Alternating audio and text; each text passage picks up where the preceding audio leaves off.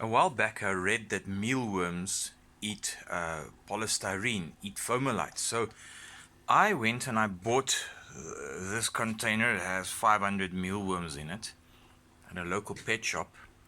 And I just want to see what's going to happen. So I put it in this container here. I hope they're not going to climb out. And I put some broken foamalite in here, pieces like this. It was lying outside in the garden, and it's being a pollutant because it's not being used. Now apparently the mealworms can turn this into organic compost. They've got a bacterium in their gut that can absorb this, that can digest it. So look at this. These little guys seem to be quite busy there. There's one as well. And I want to see what's going to happen with this. How far will they go? There's 500 of them in here. Will they be able to make a difference? Will they eat this? How long will it take them? I'm gonna follow up with this every day or two. I'm not at this point exactly sure how much water they need. Here's another one down there. How much water they need or any other care that they might need. So I'm a little bit worried about letting them either dry out, dehydrate, or drown.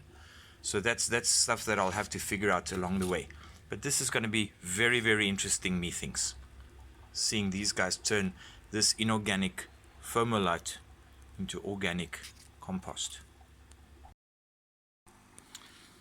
Last night I placed some of these mealworms into the bowl here with the foamalite, and it's incredible how they've been eating. If you look at that one there, it's just a tail sticking out.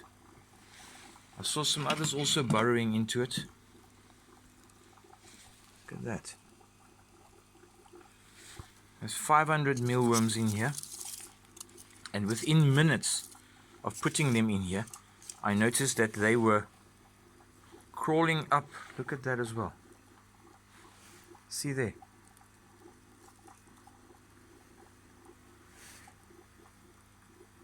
And the one down there as well, next to it.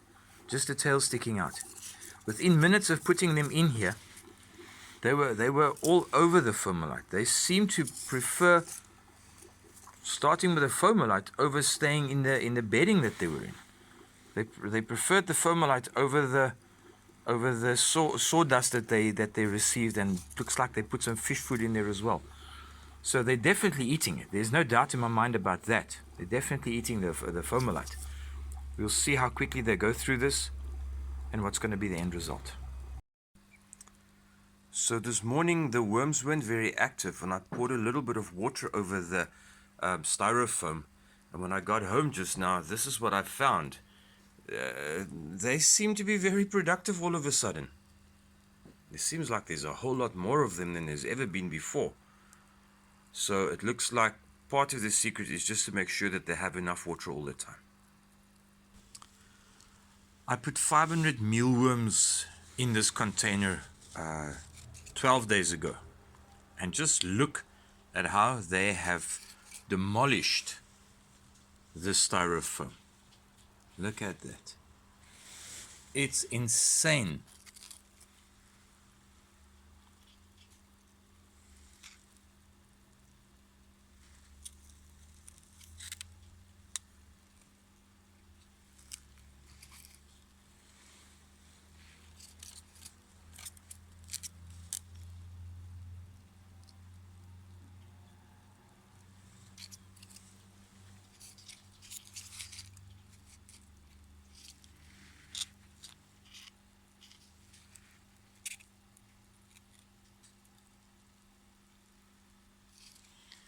They are definitely eating the styrofoam.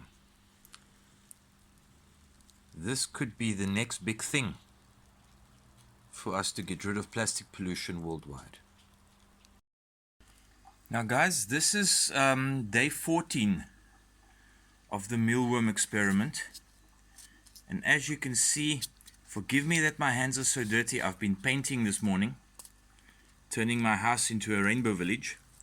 But I just wanted to show you, look at all of the holes that these, and you can actually see there are mealworms in there. Look at that. It seems to me there's one's tail sticking out right there on the tip there. It seems to me like these guys climb right into the styrofoam, and then they start hollowing it out from the inside.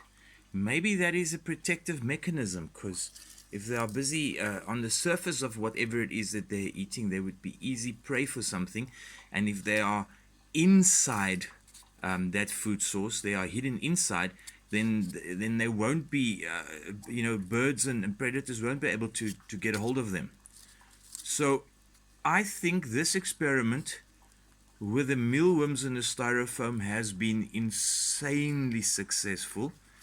I'm going to keep on doing this, and I'll eventually post videos of what it looks like when this whole heap has been consumed. When I bought these worms, and just to recap, it's 500 mealworms that I put in here. When I bought these worms, the lady at the pet shop told me that they are about to pupate. So they are fairly far advanced in their years, if I could call it that. They aren't teenagers anymore. So I'm guessing that's what's happening here as well, because a couple of them I've noticed have already started turning into pupae.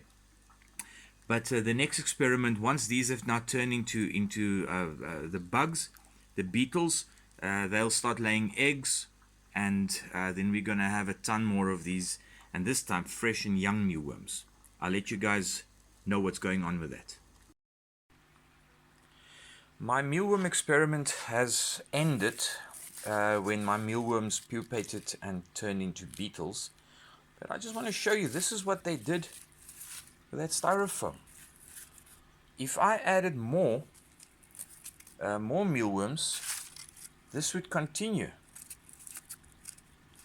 and they would eventually turn all of this into organic compost. This is an incredible solution to all the plastic problems that we have all over the world. I mean, look at this. If we could feed this to mealworms and they turn it into compost, we could grow food with that. It could be a game changer. This is an incredible solution. This is so low tech. You could do this. Oh, you could do this a child could do this. This is an incredibly easy way of getting rid of styrofoam, which, if you have that lying around in your garden, you're pretty much stuck with it. It's going to be there for pretty much forever. And it's gradually going to weather away, but it doesn't decompose, except if the mealworms get a hold of it. Mealworms, savior of the planet. Hi everyone, before you go, I want you to remember the most wonderful thing that's happened to you today that you've completely forgotten about. And if you found any value in this at all, please remember to give it a thumbs up and subscribe to the channel. Bye.